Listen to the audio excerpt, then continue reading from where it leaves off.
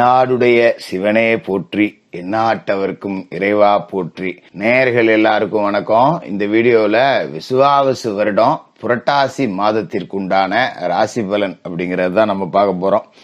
ஏன்னா இந்த புரட்டாசி மாசம் அப்படிங்கிறது ரொம்ப ரொம்ப முக்கியம். ஏன்னா படைத்தல், காத்தல், அழித்தல் அப்படின்னு சொல்லுவோம் பாத்தீங்களா. காக்கும் கடவுளான மகாவிஷ்ணு அவதரித்த மாசம் அப்படிங்கறதால இந்த மாசம் மகாவிஷ்ணுவுக்கு உகந்த மாசம் அப்படின்னு சொல்லலாம். அதாவது இந்த புரட்டாசி மாசம் 4ஆம் தேதி மகா சிவராத்திரி வருது. அன்றைய தினம் குடும்பத்தோட போய் சிவாலயங்கள்ல இரவு தங்கி சிவபெருமான வணங்குனீங்கன்னா எப்பேற்பட்ட பிரச்சனைகளா இருந்தாலும் நீங்கிரும். அன்றைய விடியல் அப்படிங்கிறது சூரிய உதயத்தை நீங்க ஆலயத்துல உட்காந்து பாத்தீங்க அப்படின்னாலே உங்களோட வாழ்க்கையோட கஷ்ட நஷ்டங்கள் எல்லாம் தீரும்.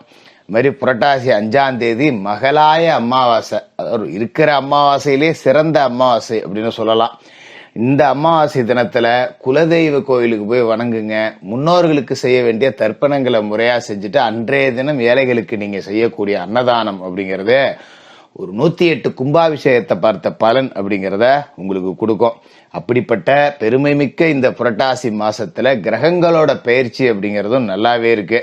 கிரகங்களோட ராஜா சூரியன் கன்னிராசியில இந்த மாசம் முழுக்க புதனோட வீட்டுல இருக்க போறாரு.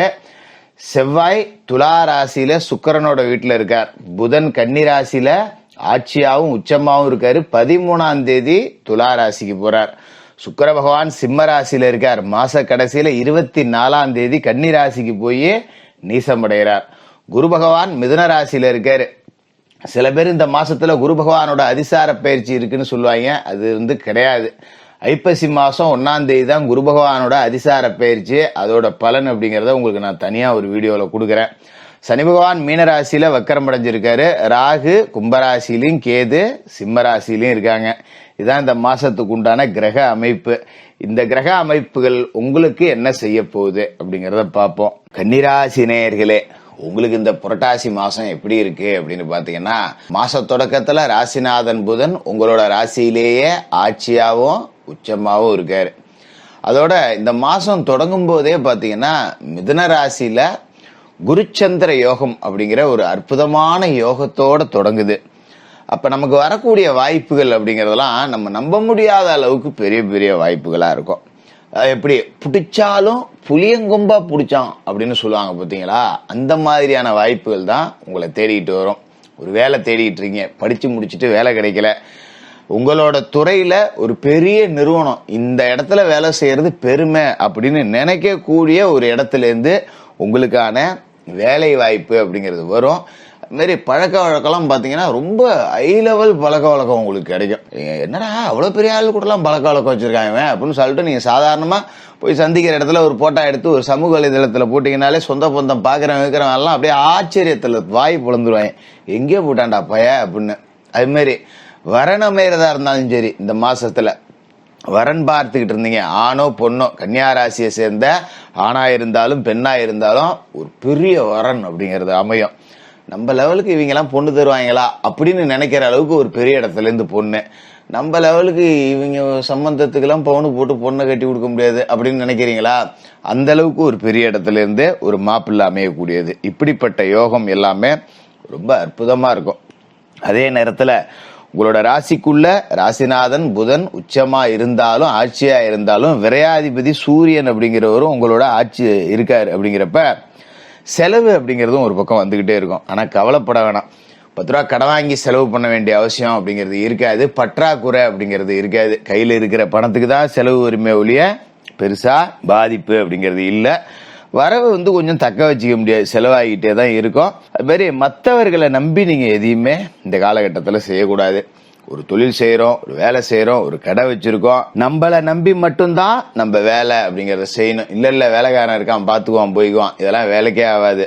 எதா இருந்தாலும் நம்ம இறங்கி செய்யணும். 4 நாளைக்கு வேலைக்காரன் லீவு போட்டானா கடையை பூட்டி போட்டுட்டுலாம் குந்திருக்க முடியாது இல்லையா. அந்த மாதிரி தெரியாத தொழில மூக்கை நுழைக்க வேண்டாம். அது மாதிரி இந்த மாசம் தொடங்கி 13ஆம் தேதி துலா ராசிக்கு புதன் போயிடுறார். ராசிநாதன் தனஸ்தானத்துக்கு போறாரு. ராசிக்கு மட்டும் அவர் அதிபதி இல்ல, 10வது வீட்டுக்கும் அதிபதி. அவர் தனஸ்தானத்துக்கு போறார். அப்படிங்கும் போது காசு பணத்திற்கு பஞ்சம் இருக்காது. புதிய முயற்சிகள்ல வெற்றி கிடைக்கும். புகழ்மிக்க மனிதர்களோட சந்திப்பு அப்படிங்கிறது கிடைக்கும். பல காரியங்கள் கைகூடும். சில பேர் வீடு வாங்கலாம், மனை வாங்கலாம், மண்ணு வாங்கலாம், வீடு கட்டலாம், கட்டின வீட்டை புதுப்பிக்கலாம், நகை நட்டு வாங்கலாம். இந்த மாதிரி அசையும் சொத்து அசையாத சொத்துக்கான சேர்க்கை அப்படிங்கிறது இந்த மாசத்துல நிறைய இருக்கு. மாமா மச்சான் வகையில நல்ல சந்தோஷமான சம்பவம்லாம் நடக்கும்.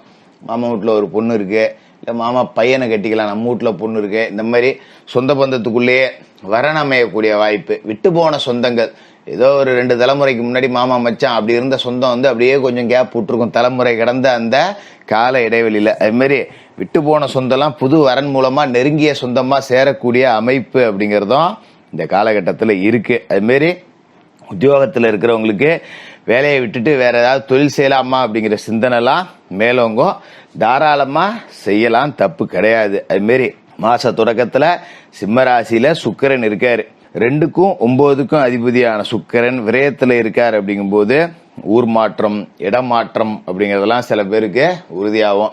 சில பேர் வெளிநாடு போகணும் அப்படின்னு நினைச்சிருப்பீங்க. வெளிநாடு போய் சிங்கப்பூர், மலேசியா, துபாய் எங்கன்னா போய் ஏதாவது 10 ரூபா சம்பாரிச்சுட்டு வரும். இங்க வர்ற சம்பளம்ங்கிறது கைக்கும் வாய்க்குமே பத்த மாட்டேங்குது. 10 ரூபா மிச்சப்படுத்த முடியல. இப்படியே இருந்தா என்னதான் வருது, அவன் நம்ம கூட படிச்சவன் போனவன் வந்தவன் எல்லாம் நல்லா இருக்கான், நம்ம இப்படியே தான் இருக்கோம் அப்படின்னு இருக்கவங்களாம் ஒரு வெளிநாடு போய் வேலை செய்யணும்னு நினைச்சா இப்ப நண்பன் ஒருத்தன் இருக்கான், கூட்டாளி ஒருத்தன் இருக்கான், மாமா மச்சான் சிநேகிதன் யாரோ ஒருத்தன் இருக்கான், அவன் மூலியமா ஒரு விசா வருது, எடுத்துட்டு போலாம் அப்படின்னு நினைச்சா தாராளமா பயணம் அப்படிங்கிறத கிளம்பலாம். இதுமாரி பொது வாழ்க்கையில் இருக்கிறவங்களுக்கு நிறைய வெற்றி அப்படிங்கிறது இருக்கு. எதிர்பார்த்த நற்பலன்கள் அப்படிங்கிறது கிடைக்கும். அந்த வகையில ரொம்ப நல்லா இருக்கும். அதோட துளாராசியில செவ்வாய் இந்த மாசம் முழுக்க இருக்க போறார். அப்ப 3க்கும் 8க்கும் அதிபதியான அவரு 2வது வீட்டுல இருந்துகிட்டு தான் வீட்டை தானே பாக்குறாரு. அப்படிங்கிறப்ப சொந்த பந்தங்களால நன்மை. துணிந்து சில முடிவுகள் எடுக்கலாம். நமக்கு ஒரு பிரச்சனைனா பாத்துக்கிறதுக்கு 4 பேர் இருக்காங்கடா, பாத்துருண்டா வாடா அப்படின்னு. அதாவது சொந்த பந்தத்தை நம்பி நடுத்தருவுக்கு வந்தவர்கள் நிறைய பேர் அப்படின்னு சொல்லுவோம் இல்லையா. இந்த மாசத்தை பொறுத்த வரைக்கும் பாத்தீங்கன்னா நம்ப முடியாத அளவுக்கு சொந்த பந்தங்களோட ஆதரவு அப்படிங்கிறது உங்களுக்கு பிரம்மாண்டமா இருக்கும். நம்ம ஆச்சரியப்படுற அளவுக்கு இருக்கும்.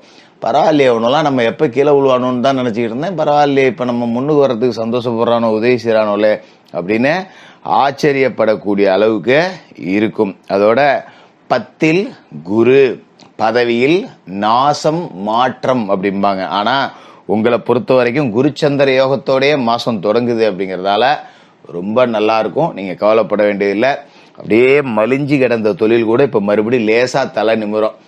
வியாபாரம் நல்லா இருக்கும். வாடிக்கையாளர்களோட எண்ணிக்கை அதிகமாகும். பழைய வாடிக்கையாளர்லாம் வர ஆரம்பிச்சுட்டாங்கப்பா, இனிமே நான் எப்படியாவது பொழைச்சிக்குவேன்ப்பா, கவலைப்பட வேண்டியது இல்லப்பா அப்படிங்கிற அளவுக்கு உங்களோட வியாபாரம் அப்படிங்கிறதும் ரொம்ப சிறப்பாவே இருக்கும். 4ஆம் தேதி புரட்டாசி 4 சிவராத்திரி வருது. சிவபெருமான் ஆலயத்துல போய் தங்கி சிவபெருமானுக்கு வில்வ இலைகளால் அர்ச்சனை செஞ்சு வணங்கிட்டு வாங்க. மறுநாள் மகளாய அமாவாசை. அன்றைய தினம் முன்னோர்களுக்கு செய்ய வேண்டிய தர்ப்பணங்களை செஞ்சுட்டு குலதெய்வ பிரார்த்தனை, குலதெய்வம் தெரியாதவங்க இஷ்ட தெய்வம் எல்லா தெய்வத்தை பிரார்த்தனை பண்ணிட்டு அன்னதானம் அப்படிங்கறத பண்ணுங்க. அற்புதமான மாதமா இந்த புரட்டாசி மாசம் இருக்கும். கன்னிராசிக்காரர்களுக்கு வாழ்த்துக்கள்.